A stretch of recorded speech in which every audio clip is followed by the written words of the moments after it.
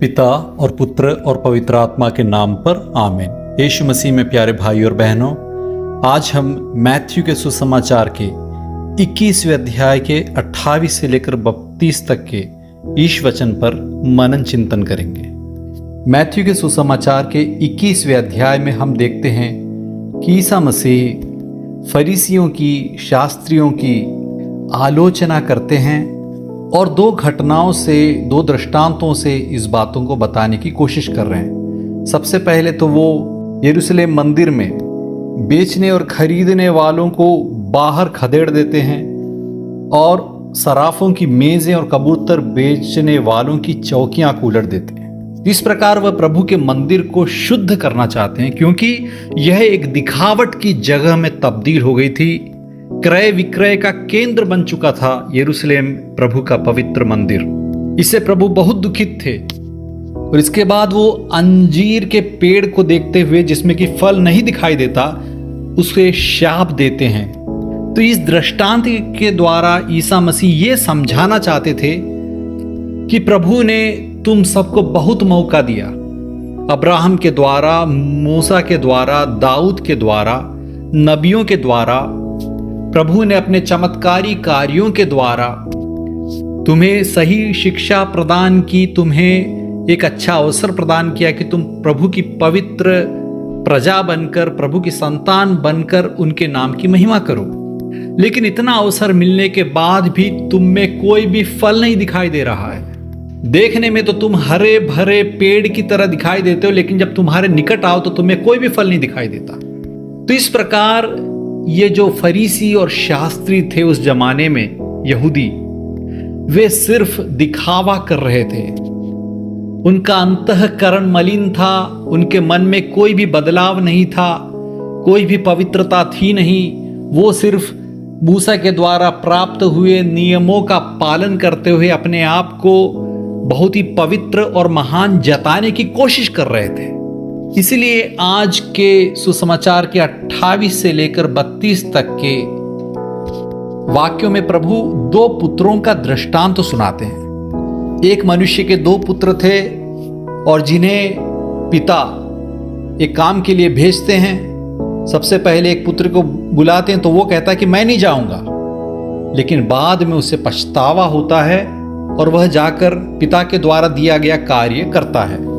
लेकिन दूसरा जो पुत्र है वह जाकर कहता है कि जी हाँ पिताजी, मैं जरूर करूंगा, लेकिन वह जाकर अपना काम नहीं करता है। तो कौन है ये दो पुत्र? पहला पुत्र जिसने पहले इंकार किया और जाकर पछतावा हुआ उसे, और उसने जो प्रभु ने, जो पिता ने उससे मांगा था, उस कार्य को करता है।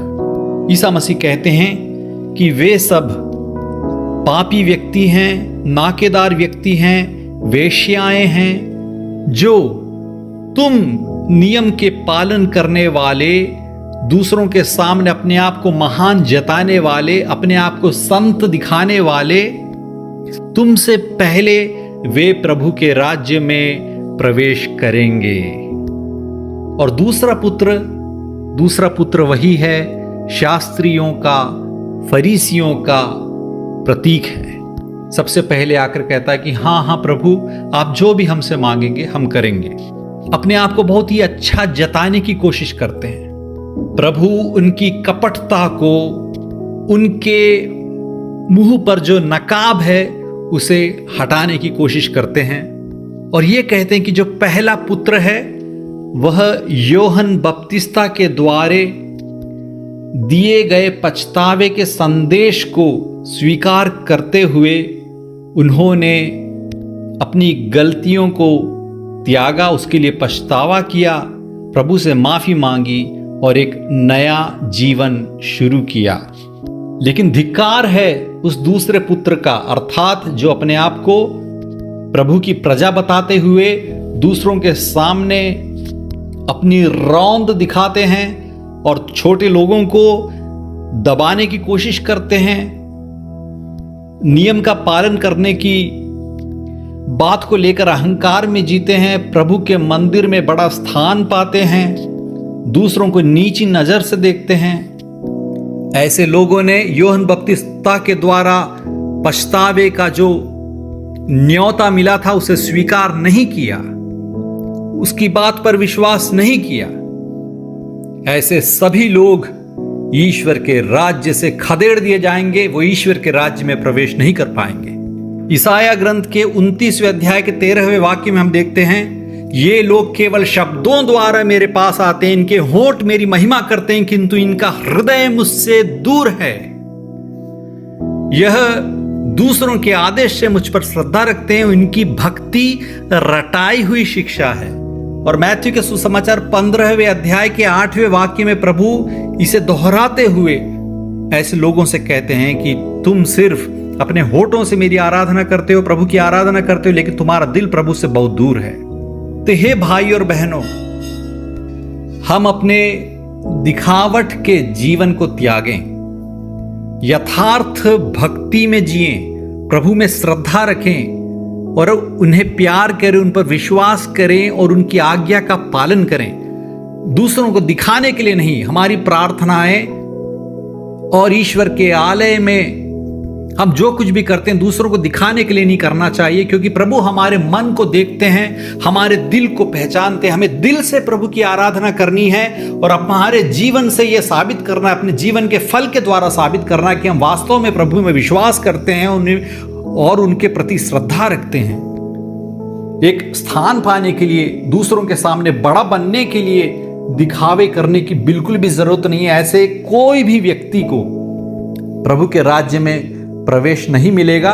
प्रभु अच्छी तरह से हमें याद दिलाते हैं। इसलिए हम इस बात को माने और समझें कि बपतिस्मा स्वीकार करना ही काफी नहीं है, अपने आप को ईसाई बताना ही काफी नहीं है, दूसरों के सामने अपने आप को बड़ा मानना और बड़ा दिखाना काफी नहीं है। अपने दिल से प्रभु को चाहो, उनकी आराधना करो और उनके बताए रास्ते पर जीते हुए उनके नाम की महिमा गाओ। हो सकता है कि पहले पुत्र की तरह पहले तुम प्रभु से दूर थे, तुम प्रभु को नहीं समझते थे, उनकी राह पर नहीं चलते थे, तुमसे गलतियां हुई, तुमसे भूल हुई, तुमसे पाप हुए। लेकिन आज जब प्रभु तुम्हें बुलाते हैं और यदि तुम्हारे मन में पछतावा है, तुम प्रभु की राह में वापस आना चाहते हो, तो प्रभु तुम्हें फिर भी स्वीकार करने के लिए तैयार है। यह है सुसमाचार। इस सुसमाचार पर हम विश्वास करें, अपने जीवन के अंदर झांकें और प्रभु के बताए रास्ते पर जिएं। प्रभु आपको अनुग्रहित करें। आमीन।